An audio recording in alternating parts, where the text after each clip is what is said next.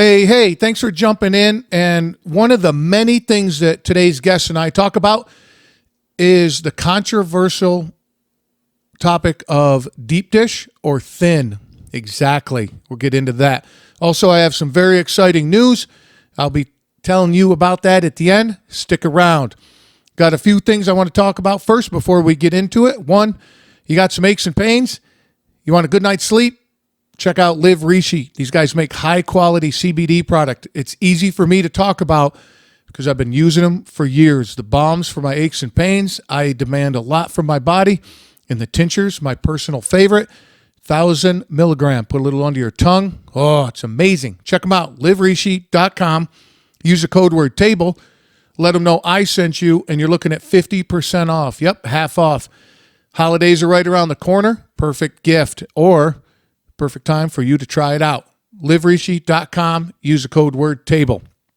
Also, my website, I've been pushing everything toward that. It's got everything you need to know about the show and other things as well. Would love for you to jump over there, click around, and jump in. Say hello. Love it. Love to talk to you. Now, on to the show. Welcome to Walt's Kitchen Table, where I feature captivating stories from fascinating people. I reached out to Tignana because she and I share a crazy passion for storytelling. I love telling stories. I love hearing them. That's a major reason I started this show. And she's got all sorts of crazy stories, and we have a lot of fun. A couple highlights. She speaks multiple languages, which I find very fascinating. I always enjoy talking to people who speak multiple languages. And her Instagram, you have to follow her. Just jump in the show notes, follow her on Instagram. Her sense of humor is amazing. I enjoy it very much. So if you like my humor, you'll definitely like hers. And she is a very talented author, many books. But the one book that jumped out to me, Motherland, it's got some cool stories in it. And the main story, I'm just going to let her tell you all about it. Let's get to it.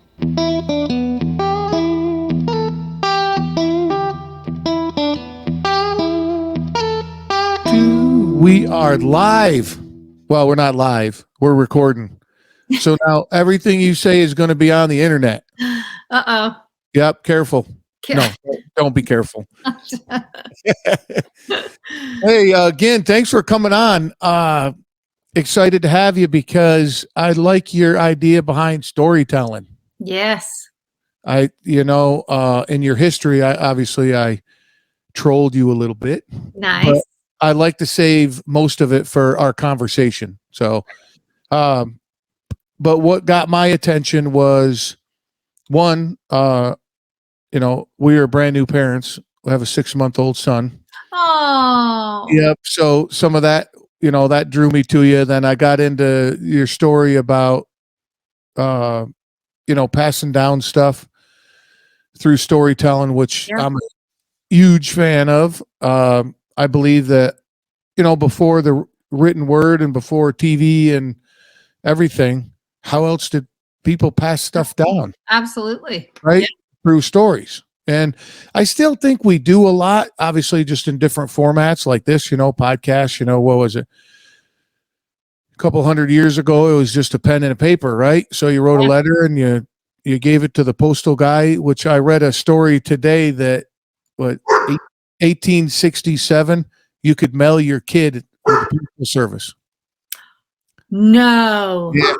So my son is 6 months old.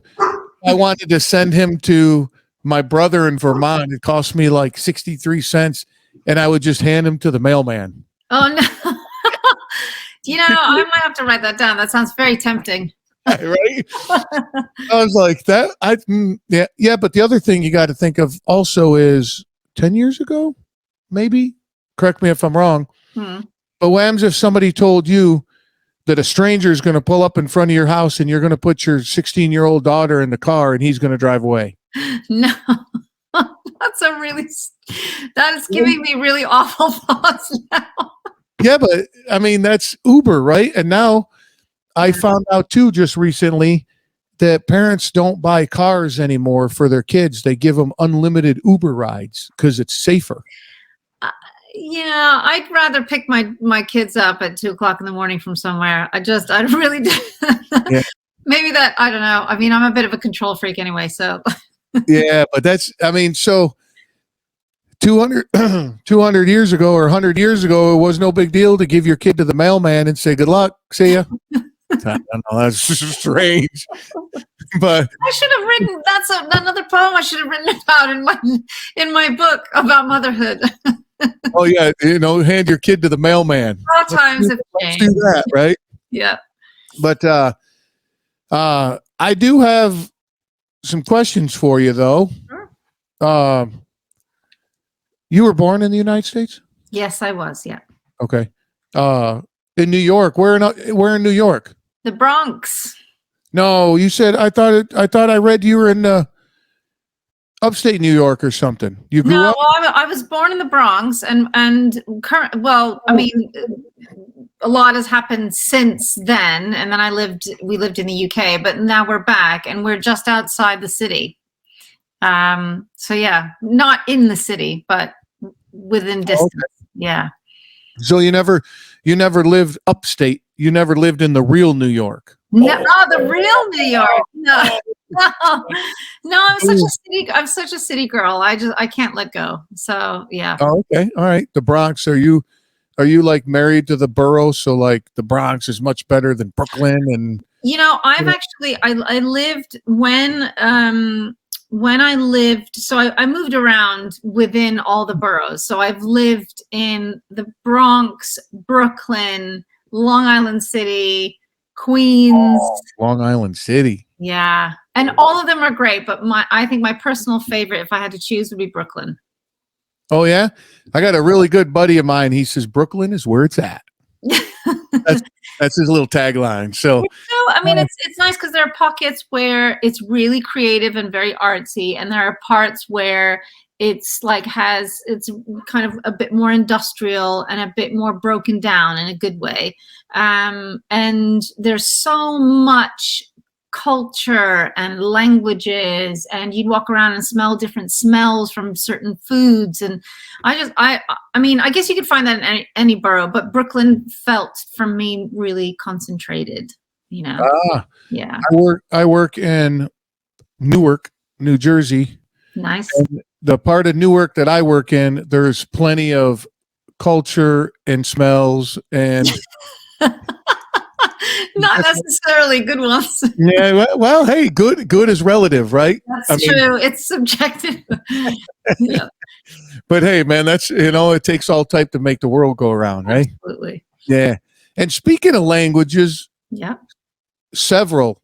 Yes. You speak several. So I do.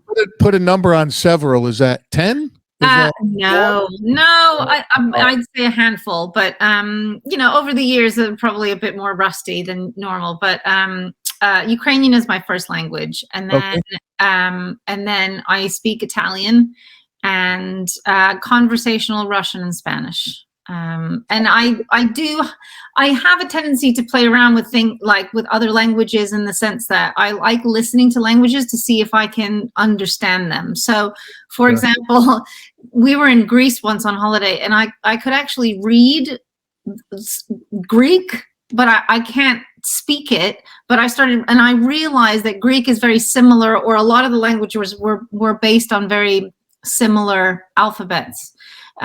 So languages for me are just a really fun science experiment. So yeah, I just really love listening to them and learning about them.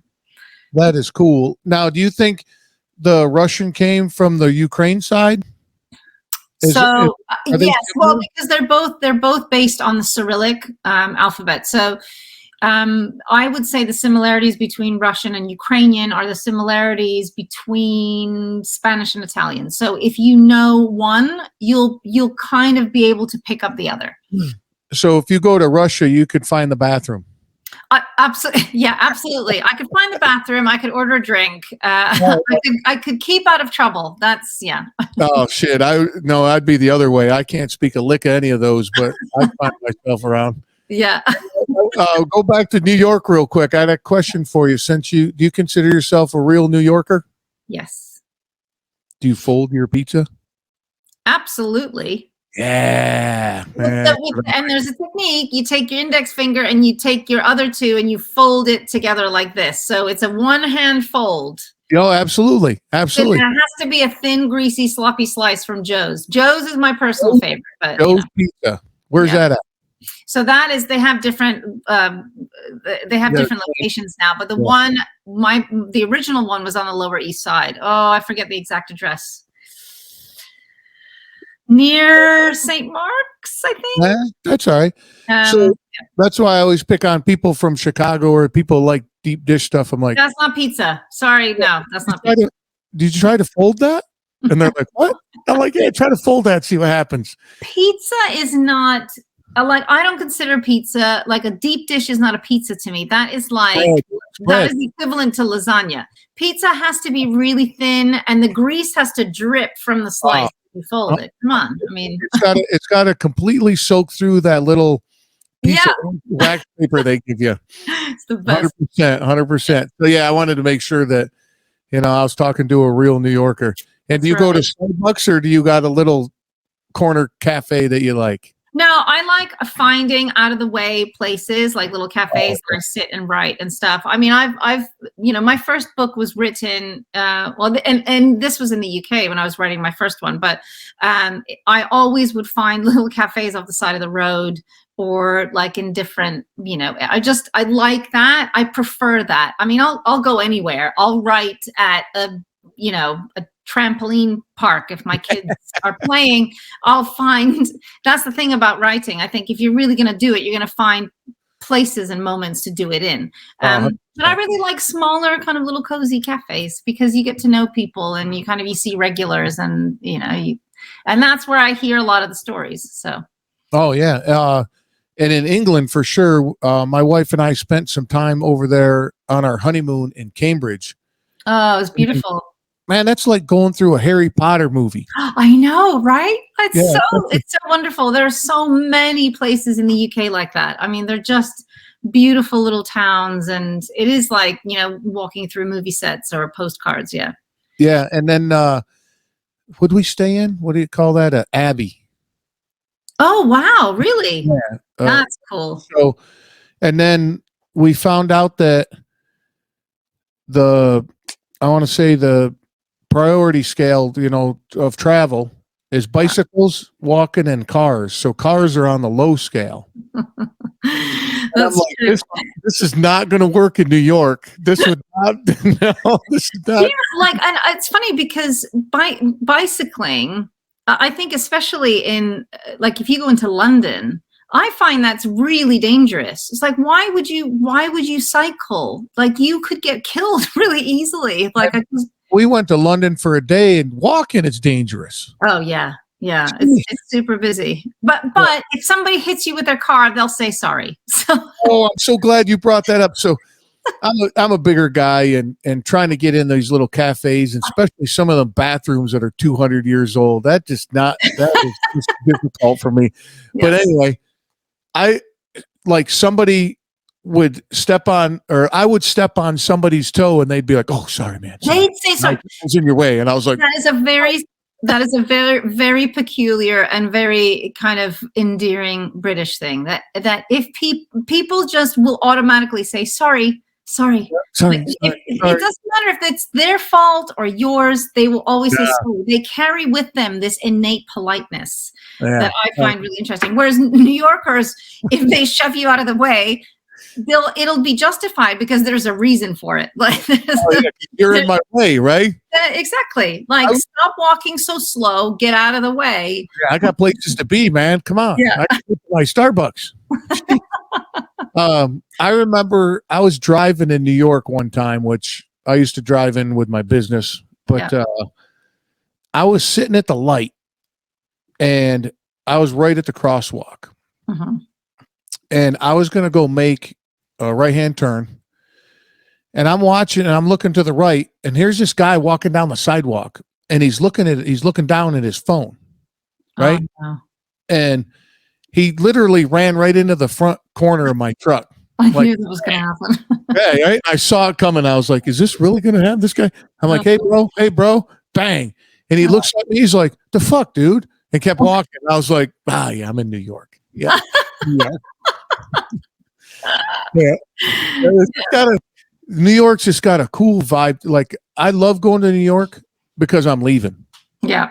I live in New Jersey, and my wife and I used to go, pop the train, just drive in real quick, see a show, just to go to dinner, go, whatever. And I'm like, this is awesome. And, go Christmas time, go to Rockefeller Center and all that stuff, right?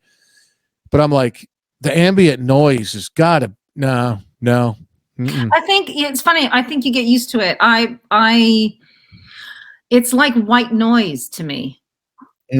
I find it's funny. Like it just kind of lulls me to sleep.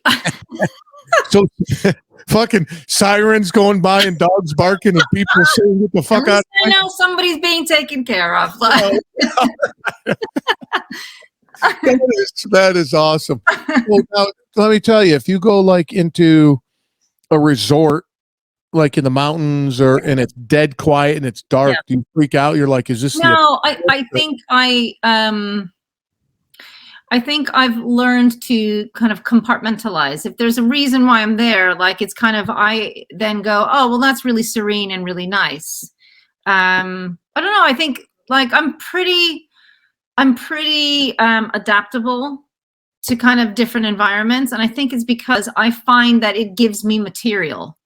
I don't think I can be in, I don't think I can be in one place for very long. I think that's the interesting thing. It's like, my brain always needs to be kind of soaking something in. So, on weekends, I'll get really kind of antsy and be like, oh, let's do something. Or, there's always, I want to be doing. So I think, no, if I was out, in the woods, I think it would be really interesting. I think, I'd make it an adventure. Yeah. That's so we do the same thing. Like, one time we had a really fun time over Thanksgiving. We did a cabin in the woods up in the Catskills. Oh, wow. Nice. Right? With no amenities. Oh, why? I love people's reaction. Why was this voluntary? Why would you? Yeah, nobody had a gun to our head. We did it all by ourselves. We thought it would be a good idea. Had an amazing time. It was, sure. It was cold. Woo. Yeah. It was cold. But it was really neat. It was beautiful. We had a great time. I mean, that's what we like to do. And one time we stayed in a tree house, and then we stayed in a cabin on the we'd say it's cabin, and the guy was like, it's cottage.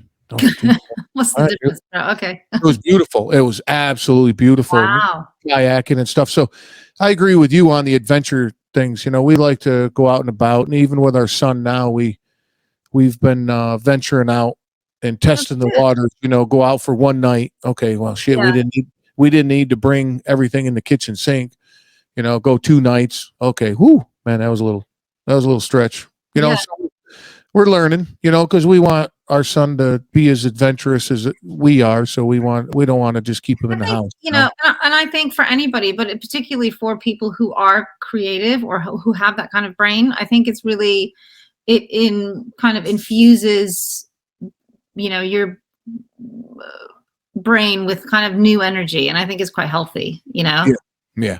Well, shit, you just walking out your front door every day, you get something different. That's true, especially now. Yeah. We were in the city. What was that? Brooklyn. Yeah, it's Brooklyn. Yeah. And we went for a walk with some friends of ours. My wife was excited. It was a lot of fun. We had our first baby date. Baby date. Oh, wow. Baby date. Because our friend's baby is 2 months older than we are. So, we met with them, had lunch, and went for a walk and did all that stuff, I guess, what you want to call, but some pretty interesting things I saw just in one day. I'm used to seeing that stuff where I work, but some of that I was like, what the that was cool. What the hell was that? But that's great. Yeah, people just don't have, I love it that people aren't editing themselves and going out in public like that. Yeah. And then nobody's crucifying for being in public like that. Yeah. That's what I love about the city too, because it's just wide open. But that's the thing. Like you just gotta just like let people live. You got to live your life. If you're happy and not hurting anybody, great. Like that keeps the world turning. Keep moving. Yeah, if you want to walk around in some of those outfits that I saw that day, I was like, that is awesome. And the guy was just proud of wearing it. And I was like, at this point, you should have nothing on because you're leaving nothing to the imagination. But he was having a good time. Anyway, your book, I don't know if you want to give me a quick description of the Motherland book because I have some questions on that. So I wrote this book. I started writing this book in 2015, and it was because there was a family secret that I found out about my grandmother, and it kind of,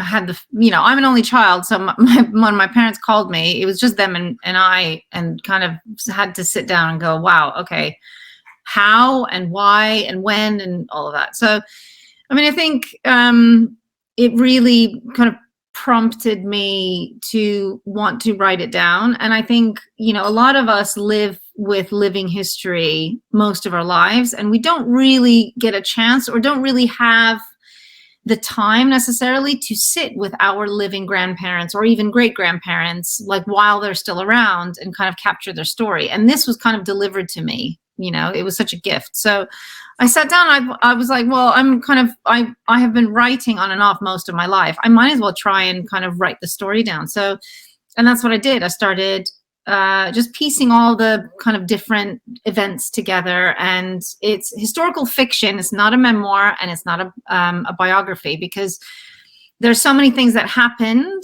And then in between those things, my grandmother at that point was in her 90s. She didn't really remember things. My mother was giving me the information. So I had to stitch the events together with fiction. Mm-hmm. And it was an amazing process. And it dealt with her escape from Ukraine when she was 18 in the war. World War II. She left. She ended up in a German labor camp. She met the man that would then become my grandfather.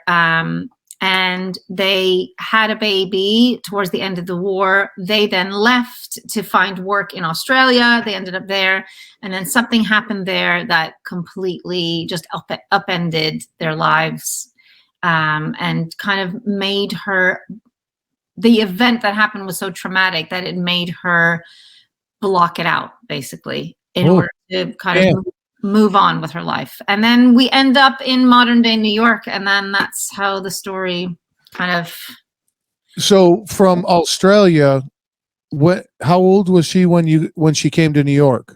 She was, hang on a minute. Is she still alive? She actually died a month after the book was published last year. Whoa, that's kind of cool though. She was able to see that, right? Yeah, she was kind of quite fading towards the end, but she still kind of remembered me in the last few months of her life, which was lovely. When she moved to New York, she was probably, I'd say 29, 30 years old. Okay. So, yeah. Phew. I know. And you don't want to give away anything that happened in Australia. No spoilers. But it was, it's one of those things that the reason why I called it Motherland, and I was really struggling with the title for ages, but I did because it means a lot of different things.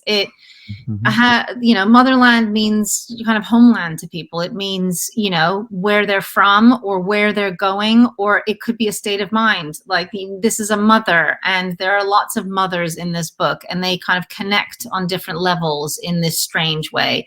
And there are lots of parallels with, I think, women in particular will see themselves in these characters and kind of realize that their mothers, their grandmothers, their great grandmothers, all of these stories are just all intertwined, and make us who we are. And they just keep us going. They keep going, they will be here after we are gone, after our kids are gone, Yep.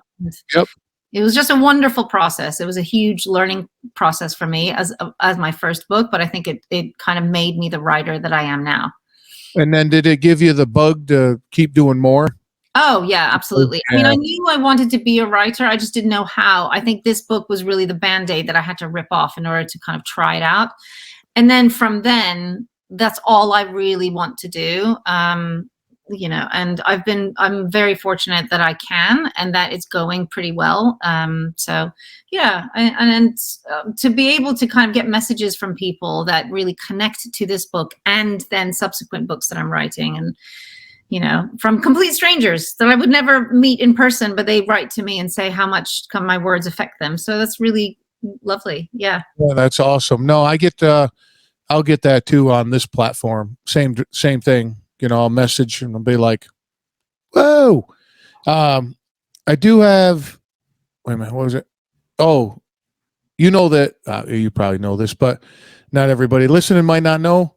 But your merry old England, that was the prisoner state, wasn't it, or the prisoner country, Australia? In what? Oh, sorry. They had, I think, oh gosh, I'm not going to be very eloquent on this because I don't know enough, but I think it was like Australia had ex-criminals. Yeah, I think that England used it as a prison. Oh, If I'm not I should know this. I mean, at my age, I probably would have learned this at some point in history. So I apologize if I'm not. No, but you're gonna find out that I'm full of all these little nuggets. No, that's great. I'm really wide with a lot of topics. It's not very deep on many. So, and that's the other thing too. I reached out because of history. I love history. Yeah. And especially that time during the war in Europe, because just the stories and there are so many of them. Oh my there are God. so many that we just don't know about. That's the amazing bit. No, it's endless, and then it just shows.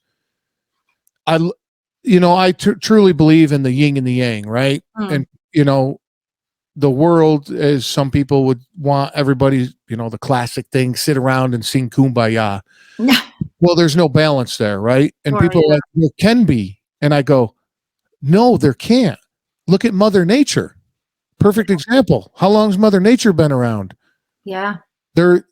She's evil, but it's balance, right? So in the world, and I look at World War II, obviously World War I was the same, but more recent, quote unquote, recently, World War II is the good and the evil, right? You hear so much evil stuff, right? Because that's what most people like to talk about.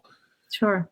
I truly like to hear, the people that are hiding in attics, like a family hides one soldier, perseverance. Yeah, because they think that one soldier is doing right by them. So we could talk about that countless hours, right? But that's why I wanted to make, when I was writing Motherland, I remember thinking, well, I could make this a very clear-cut black and white kind of good versus evil thing, but there are so many nuances to the stories that happened during the war, and people made decisions that they may not have had they not been under so much pressure and stress, and there's so much happening, and there's so much loss and grieving.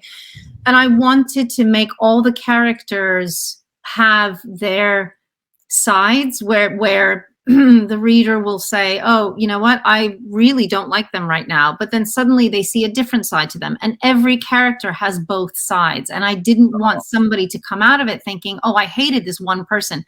Because actually, all of them had a reason for behaving the way they did. And I think that's the reality of, human beings anyway, but I think especially during a war, you are not going to be a very fully understandable or fully formed human being when you are constantly navigating your own loss and devastation and confusion, and so I just wanted to make that very so your characters, well, let me jump back just for a second. Sure. But that's why when people will say, you hear people quote, I don't understand why they did that. And if you weren't in that position, especially in wartime like that, and under that kind of duress, for how many years? You know what I mean? It wasn't like a week long either. Yeah. So there was before, during, and after. So I just had that thought in my head. But in your characters, like what you were just saying, they might start. I'm totally guessing here. Mhm. They might start evil, so the reader's like, "Oh man, I don't like this person." Yeah. Then, because of their circumstance, they become nice, positive. Now they're like, "Oh, that's just good character. I like those." Because, like, when we watch TV, you're like, "I don't like that guy." Oh, eh. And then suddenly, yeah, but then I think that makes for good writing, whether it's for television, whether it's a novel. I think it's really hard to write characters that are so multidimensional that you can kind of sympathize with them in a strange way, even if they are doing something that technically you would think that you wouldn't agree with. Right. Or you wouldn't do yourself. And I think it would be very easy to write bad people and good people, but I think it's a test to it's a test for a writer to write complicated characters, because guess what? We're all complicated as human beings, you know? Yep. Now, oh man, I just want to ask you 1,000 questions, but I know you're not going to give them to me. No. But no, I think that's amazing. And did you self-publish, or do you did. self-publish? Do you? Yeah. Okay. Yeah. And then is it available audibly? Well, oh God, so many people have been asking me this. I really want to, but the process, because I am now currently trying to finish my next book that's out in January. So I have been kind of doing back-to-back books after Motherland. At some point, yes, 100%, I really, really want to record the audio book for Motherland, because I think it would be an amazing process for me. But I have to get around to it. I haven't had the time. Now, would you do the narrative, or would you have somebody else do it? It would be interesting to have someone else do it, but I don't know. I mean, it might be interesting.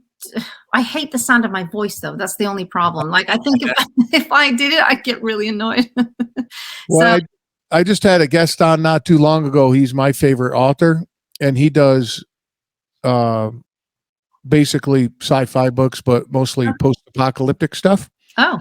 And his humor is just off the charts amazing. Like, it's just my kind of humor. Mark Tufo is his name, and the guy that narrates his books does a phenomenal job. Oh, wow. Of course, I asked him, I said, "Man, how'd you hook up with this guy?" He goes, "I didn't. They just said, 'Hey, I got a guy that's going to do your books, and he does a great job.'" And he's like, "Okay." That's great. And he said that, and the reason I brought it up, because he's done very well on the Audible side. Yeah. Compared to the written one nowadays. You know, like me, I ain't got time to read a book. I listen to while I drive around. So that's why I was asking. Yeah, I might have to. It'd be interesting to have somebody do it, because also it would then one more less thing for me to have to do. Yeah, it would be. And also maybe it's like, you know, hearing another voice read my words would kind of be an amazing experience, actually. So yeah. And some of these voice actors are just super talented. Yeah. Right? They don't read it in a, "So we went down to the grocery store." I know, exactly. They have some life to the and they, you know, inflection and all that. But he works directly with Audible. Amazing. Because he self-publishes, and Audible's right here in Newark. Yeah. I might, you know, I'll definitely, because I would absolutely do it through Audible. There's no other way. Right. So I definitely will. I definitely reach out to them. I think, you know, it would be a great idea. And so many people have asked me, and I just think there's definitely a desire for that. So yeah. Yeah, and I ain't got a clue how all the lingo, legal stuff. So I've never done it, and I probably won't ever. So I don't know how that works, but I just know that because I asked him, and he works. I was like, "How do you get hooked up with Audible? Like through an agent or something?" You know, you would think that. He goes, "No, you work directly with them." So great. I don't know if that helps, but yeah, absolutely, it makes life easier. Now the other book, of course, I'm interested in it, and I was telling my wife about it before we jumped on. Tell me. So I got the gist of it. Yep. Correct me if I'm wrong, but like everybody, women, even if you don't have a child, you have that motherly instinct. Yeah. So, I mean, the book after Motherland was, what happened was after my grandmother died, it was like a really profound kind of loss for me. And she was such a fixture in my life and such a center for me that I kind of felt a little bit untethered. Like I just felt a bit like I started kind of writing little notes in my phone and going, taking the dog for a walk and just, dictating into my phone, or just coming back and doing lots of pieces on my computer. And then suddenly it started forming a book. And I thought, okay, well, that's interesting. I might do a collection of poetry and prose. And I was just writing it for me because it was a bit cathartic, going through that kind of grief. And that book, my first book, then kind of made me, in a way, start writing these smaller handbag-sized books. And I thought, why not make a collection of like 3 of them on really universal themes? The first one being grief, which came out in April of this year. God, feels like ages ago. Anyway, so they're like small, and they are this is a collection of poetry and prose about grief, death, like how we all deal with it differently, how strange it is. And sometimes it teaches you a lot of wonderful things about yourself. And it was quite universal because obviously the whole world was dealing with grief during a pandemic. And it just kind of happened that it was at the right time. And a lot of people connected to it. And then from there, I thought, what would be the theme, a universal theme that I would write for myself that I would want to read, that a lot of people could connect to? And then the next one became Conversation with Motherhood. And let me jump in there real quick. Sure. On the first book about grief, did you write all those? Because you're saying it's a collection of. So it's yes. So this is all my poetry and prose in here. Okay.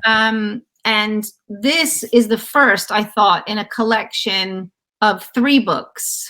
Okay. That will sit kind of together really nicely. And each one will have a different theme. Yeah.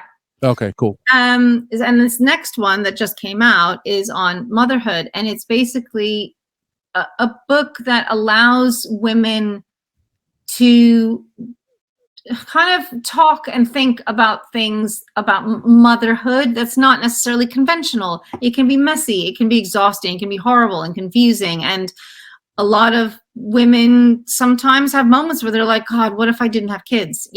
But you don't talk about those things because a lot of the motherhood books are all like, oh, it's so wonderful and you'll connect with your baby and sometimes you'll be tired and all that. And I just thought, I'm not interested in those kind of books.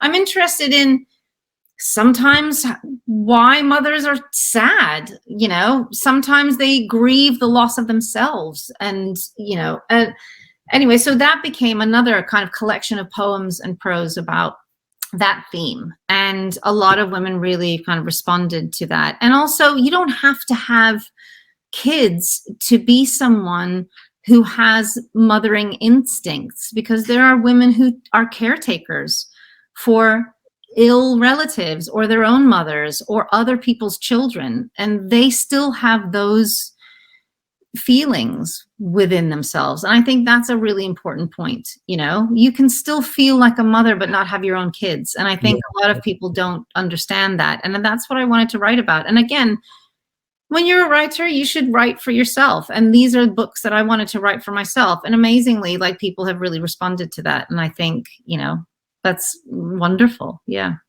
The word that we consistently used when my wife loves doing research, and she's very hands-on with that kind of stuff. Yeah. To give you an idea, she was induced, right? Oh, okay. Yeah.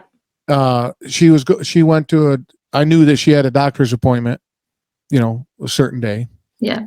At a certain time. And then I knew that during the doctor's appointment, she was going to get a day that we were going to go to the hospital for her to be induced Yeah. Okay. Right. So about an hour after her appointment started, I get a calendar invite for the date of the birth of our child. Oh my God. Isn't that That's amazing? modern technology at It its was, finest. I was just like, my heart was so full, and I was just like, this is amazing. I Oh, love it. Because I know, like, that's her love language, that kind of stuff. So, yeah. I knew that. But through her research and all that, the word that we kept using, going back to what you first said about what you normally read, Yeah. we were using the word whimsical.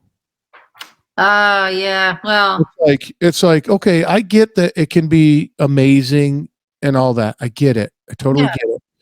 But man, what about certain times where you're just like, the fuck? you know? And we've had those times. It's been amazing with us. I feel that my wife and I go along with life. We accept the weight, the circumstance, live in this moment. This is what's going on. At 1 o'clock in the morning, if he's waking up, that's what it is. I mean, if we sit here and bitch about it, to what end? What good's Yeah. that? We just handle what's in front of us. But and then the communication, of course, it's an industry, and they try to make money, so they want to. Oh, your kid's going to be restless all night, but if you buy this, it'll keep them thinking. So yeah, Yeah. just like no wonder this is $1 billion industry. Look at all the Oh, shit that we think we absolutely. need. Yeah, because you get sucked in. As with your first child, you will always, Oh, you want to buy all the books, you want to buy all the things, and then you kind of learn over the years. But I think when you're first time parents, and especially when a mother is dealing with the first one, she doesn't know what to expect. People can tell her all until they're blue in the face. Oh, you should do this. You should do this. Like the advice is total crap. Like oh, everybody's journey, everybody's journey with motherhood is a fingerprint. Like there is no one way. There is no one and feeling. It is everything all at once. it's their own, right? Absolutely. Yeah. So we were getting. I love this story, and you get a kick out of it. My buddy, I love playing poker. Been playing it a long time. Love playing it. My buddies go, "Hey, before your son's born, let's go play in a big tournament." And because once your son's born, you probably won't have a lot of time. Cool, we go. And one of the guys, his name's Paul, and he talks like this. He's been smoking forever, and love the dude to death, man. Love him to death. And we're driving down the casino, and we're standing there now in the middle of the casino. He goes, "You been getting advice?" I said, "Dude, oh my God, you fucking the advice would be do this, don't do this, do this, don't do this time, don't do it this time." Just it's crazy, right? Yeah. And he goes, "I got some advice for you." I'm like, "All right, Paulie, let me hear it." He goes, "Fuck everybody. You'll figure it out." Don't listen to it. Dude, and it was like a weight just fell off me. I was like, "Oh, he's right. We're going to do what we're going to do. That's it. People been doing it for a long time, and they figured it out, and we keep doing it." So Absolutely. yeah. And you have 3 kids? 3. Oh man. Ages? Almost 12, 10, and 7. And the almost 12, that counts, huh? Almost 12. Almost 12. Almost. Going on 22. Oh. Yeah. Move out now. Well, you know everything, right? I know. And the thing is that it's chaos, but it's also wonderful because it teaches you a lot about yourself and your capacity for exhaustion and patience. And I'm not the most patient person, but I think, you're forced to really reassess yourself, I think, as a human being and your place in the world. And you go through shifts where they really need you, and then they need you a little bit less, and then you're starting to reevaluate what you do as you're not just going to be a mother forever. I mean, well, yes, you're technically a parent forever, but you're not going to have the same role that you do forever. There are going to be phases that you go through, and I think each of those phases have a kind of grief that goes with them. Yeah, because when is the oldest? Is it a son? or a daughter? A daughter. Yeah. Daughter. So your oldest daughter, when she was born, you were, I'm going to assume, you were thinking the same way I am now. I need to protect this person. I need to take Yeah. care of them. I need to do this. But do you believe that you still hang on to that as they get over? You were just older. You were just talking about the stages, right? Yeah. The feeling that I have for my son right now, am I going to have that same feeling when he's 13? He's like, Dad, leave me alone. I can handle this. I know what I'm doing. Yeah, I mean, I think definitely. I think the more I feel like the more they push away, the more you crave protecting them to make sure that they are not hurt or they kind of find their place in the world and they use their voice appropriately and all of that. So I think more so then, because when they're little, you're more hands-on. So you are there, like logistically, physically, emotionally, you're there with them. Yep. Then as they get older, it's like suddenly like, oh, they're taking steps away.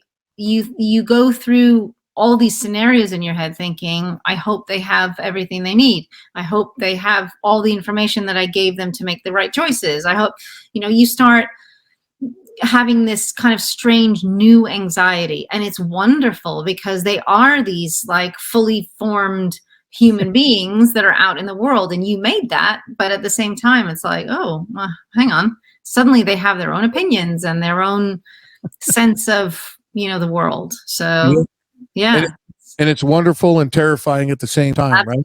Absolutely. And I think that's the joy and the heartache of parenthood, motherhood. And I think it's so, for me, it's so cathartic to write about, because that's a little bit of my own therapy, just writing about how I'm feeling, because I know that I sometimes can't articulate how I feel in how I speak about it, but writing about it is so, it keeps me in that moment and really kind of helps me release it. And then I kind of move on. So yeah. Oh, that's awesome. The change that I saw my wife go through, she's such a great mom. I knew she would be, and I know she will be, continue to do so. But just seeing her with our son, there's nothing there's nothing like it, as you know. Yeah. What do you think the biggest difference from your oldest to your youngest, how you treated them when they were born? I don't think okay. Well, that's interesting, because I do think I was more intensely aware of everything with the first one. Mm-hmm. So I was more like, I guilted myself more, going like, oh, I have to do this with her. Or I have to do this. We should do this, or she should play with this. And I need to, whereas with the third one, you become more calm about things. I think the third one, I felt, with my personal kind of journey with motherhood, I feel like the third one felt a bit easier. And I think it's because I cared less about not about them, but I cared less about what I was supposed to do, or what the book said, or what, I just kind of went with my instinct. Sure. My husband and I always kind of operate with like instinct generally, but I just think, like, in particular, like as a mother, I think more so, I've observed, I think women just are more intense with stuff, because they produced this kid out of their own body. They fed it with their own body. There's that connection there. So it feels more intense. So of course you're going to be a bit more like teeth on edge all the time. Yeah. That gets less the more kids you have. Yeah. I'm the youngest of 5. Oh my goodness. Yeah. So you know how yep. You raised yourself then. Pretty much. Yeah. The theory I'd get hurt because we were rough and tumble kids, and my mom would be sleeping. I'm like, I got hurt. She goes, "Are you bleeding?" Nope. All right, I'll deal with you later. Yeah, and exactly. Is anything broken? Are you bleeding? Okay, we're fine. Yeah, and can you see? Yeah, I'm good. All right, see ya. I guess fellas, I guess we're good. We're going back out. Yeah. I read someone once said that kids are like pancakes. You kind of screw up the first one, but by the third one, you kind of have it down. Yeah. And then do you see a difference between your oldest and youngest on how they're acting? Do you believe that the way you raise them in the early years, like when I'm saying 1 or 2, because the first one you're kind of like you were saying, you're in, teeth and intent, getting on, and then the last one you're like, meh, hey, we're good. Do you see a difference in how they act, or maybe even personality? I mean, there's so much more that affects that, but I'm just I think I'm pretty sure like they generally ended up feeding off of each other as they got older. In the beginning, maybe there was more intensity with the first one, but then as they got older and they were kind of feeding off of each other's energy and in each other's space, they all got a piece from the other.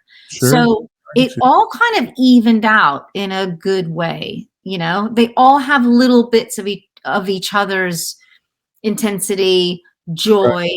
Right. They are very kind of loud and opinionated, but that's because I am. So, but yeah. I think it's interesting because I think people assume, or maybe other people's experiences are different, but for me, I've noticed that they're all, it's weird. And also we had them sort of kind of obviously close together. There are no big gaps. So I think they really became this really interesting unit. And 3 is a really interesting number because there's always somebody who's kind of on the out.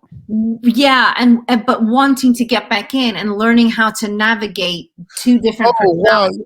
Oh, I see that. I mean, look at that as a third wheel on a date.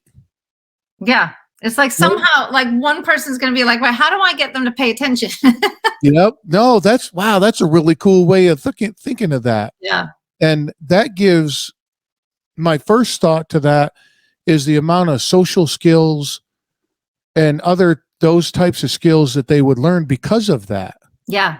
How do I get in here? Exactly. Like really good life skills, really good like conflict resolution and like all of that. Yeah, definitely. Yeah. Now, these obviously with your kids, and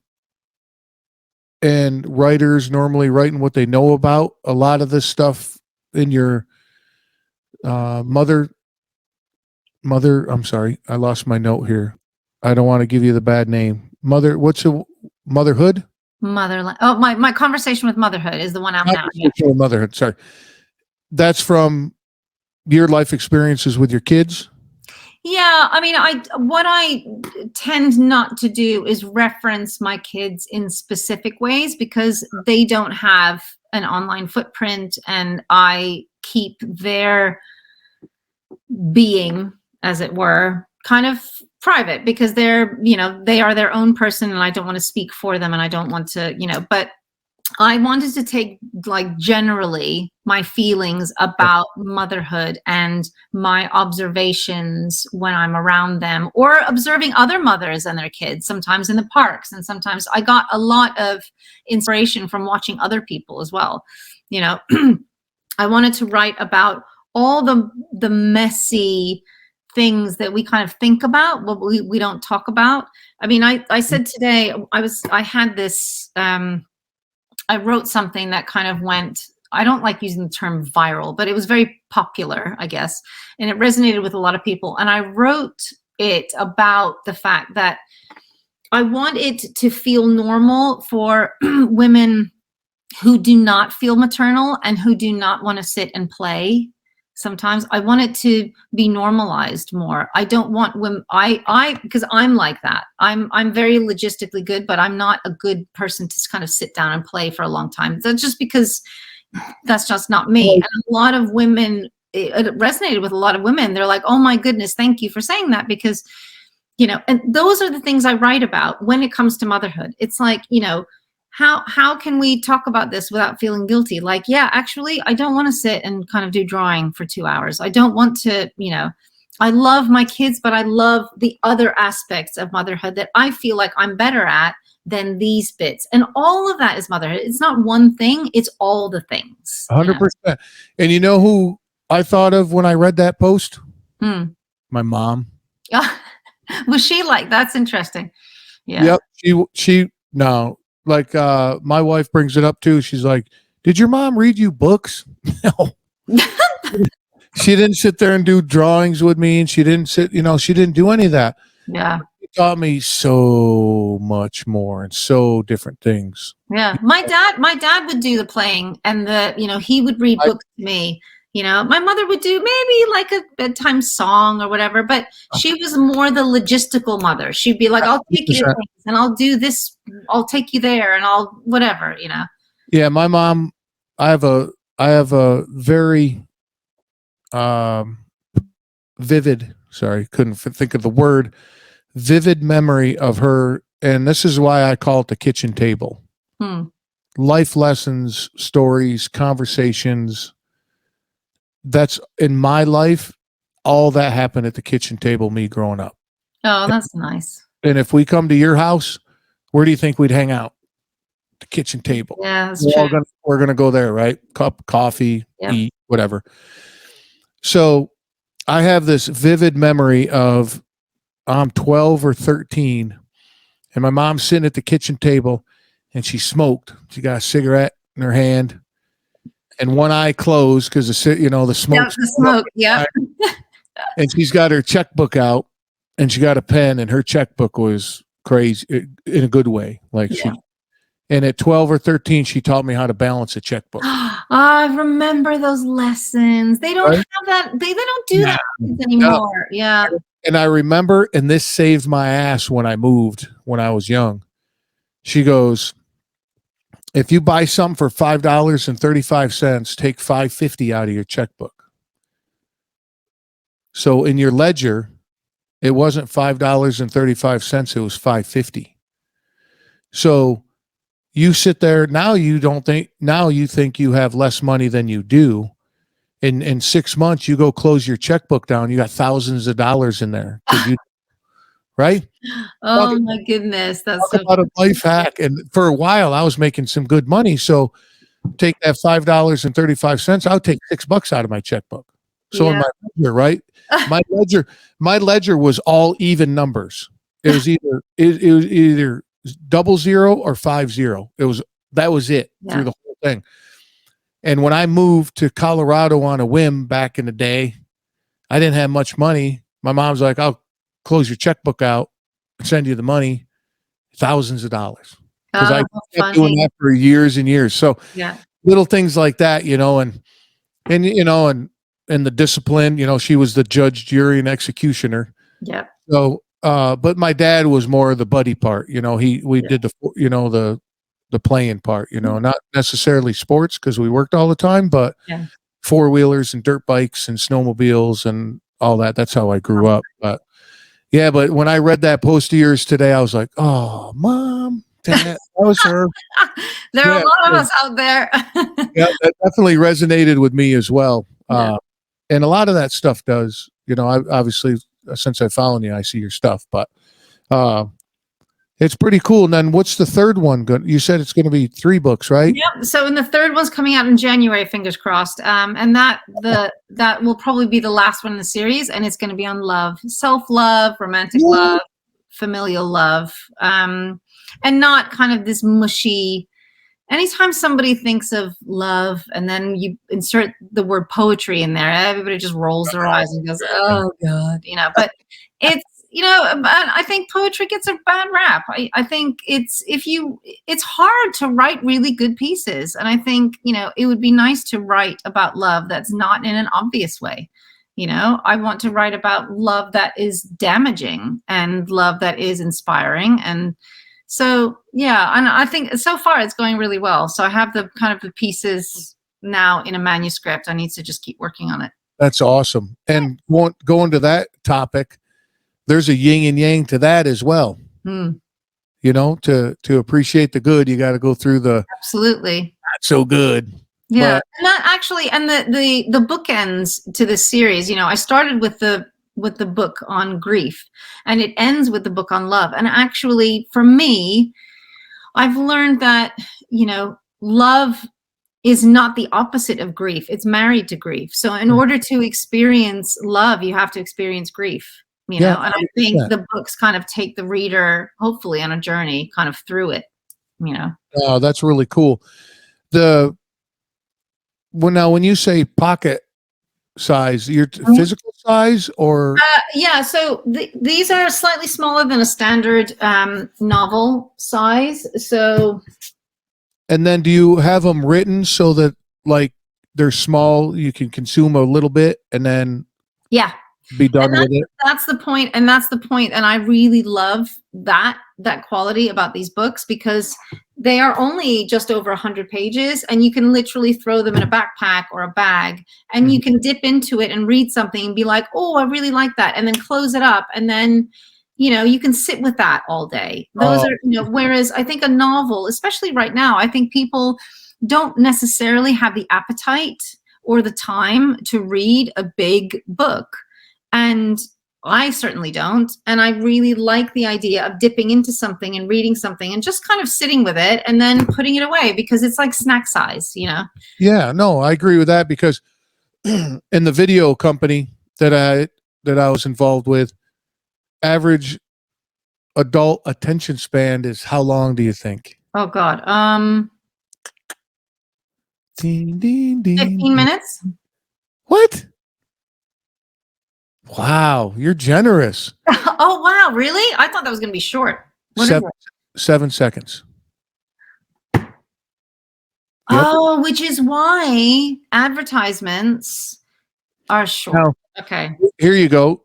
Or, if you're watching this on YouTube, you'll probably watch a ton of shit on YouTube.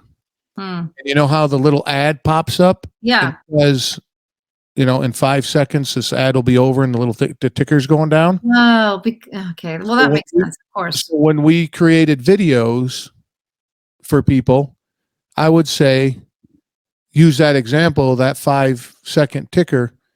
You have to get your message across in that 5 seconds or they're not going to click.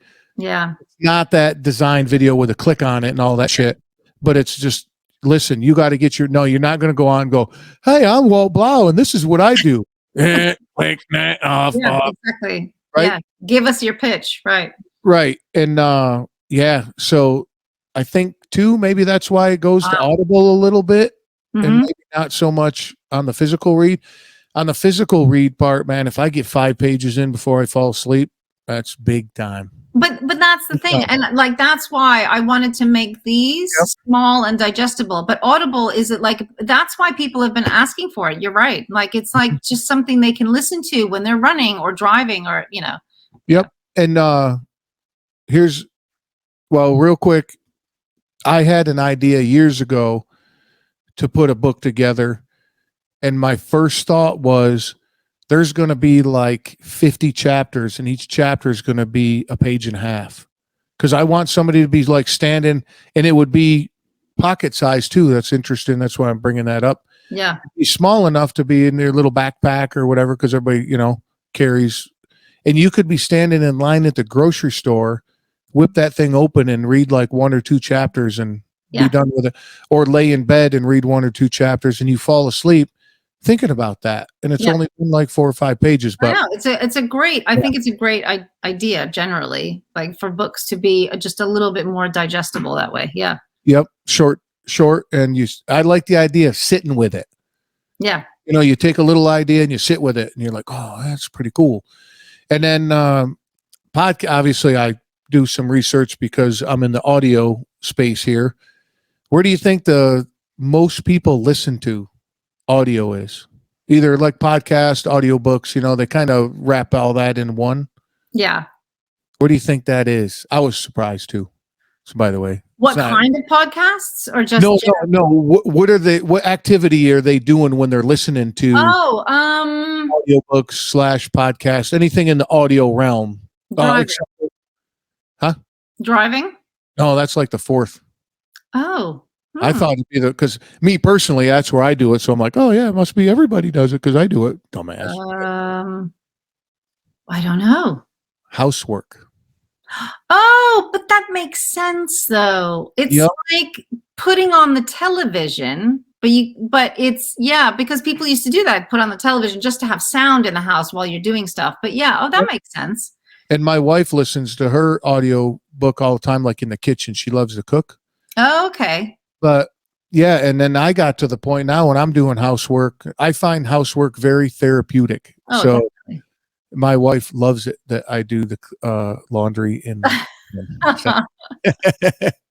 that's her love language, man. Woo. Oh. Yeah, I want my wife to be all googly eyed. She needs to come in the house just as I'm getting the kitchen clean and I don't have a shirt on. Oh, lovely. Yep. Right? Holding the vacuum. Amazing. Yeah, exactly. 100%. But yeah, the audio, and I believe too, look in this form of podcast. Yeah. Audio is just getting bigger and bigger, and voice will be even bigger and bigger. So yeah. And how many times do you talk into your phone to dictate, right? Oh my gosh, all the time. I do that all the time. Right. So I think that's going to go further and further because people's attention, hey man, I can do two things at once. I can drive and listen to your book. Yeah. So that's why I always like to see if that's in the works or in the pipeline. It will be absolutely 100%. I just have to do it. It's like just one, it's one of those things that is like inevitable. Yeah. Yeah. And just, might as well add that to the list. Whew. So, but no, I enjoyed your story and I enjoyed having you on. That was, Thank you. And I was going to try to peel the secret from you out of that book, but I'm really good at keeping secrets. I got to check it out, but man, it would take me forever to read it. So I'll have to get the cliff notes from you. Yes. But yeah, anything else you got? You good? I'm going to start, I'm going to develop hopefully next year, once my third in the series is out. I'm going to hopefully next year develop a series of courses on self-publishing. I get a lot of questions about that. And a lot of people really like the craft and business of books because it kind of just demystifies the whole industry.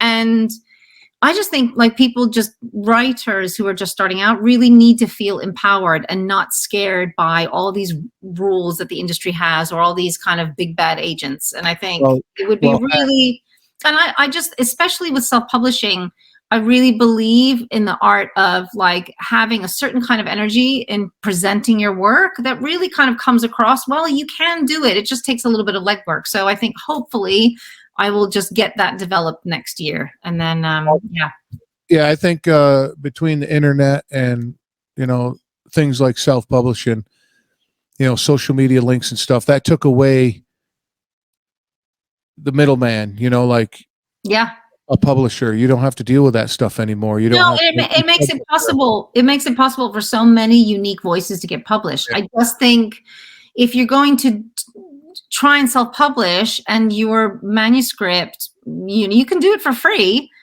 on Amazon, but if it looks like a PowerPoint presentation, you're not really going to get anywhere. You need to learn how to market yourself, how to talk to people about it, how to present your work, how to it's all branding and image and all of that. And it sounds boring, but it's really important. And I think if I can help people do that, it'll just kind of get a whole bunch of new voices out there.